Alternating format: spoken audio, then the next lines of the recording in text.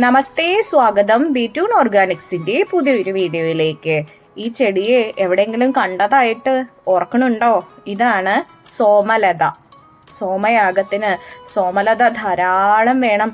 ഇത് ഇല്ലാന്നുണ്ടെങ്കിൽ യാഗം നടക്കില്ല. 2 തരത്തിലുള്ള സോമലതകളാണ് ഉള്ളത്.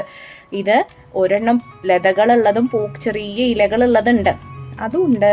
ഇലകളില്ലാത്തതുണ്ട്. ഇലകളുള്ളത് മാത്രമേ പൂക്കുള്ളൂ കേട്ടോ. ഇളം പച്ച നിറത്തിലുള്ള പൂക്കളാണ്. അത് അമാവാസിക്ക് മാത്രമേ വിരിയൂ.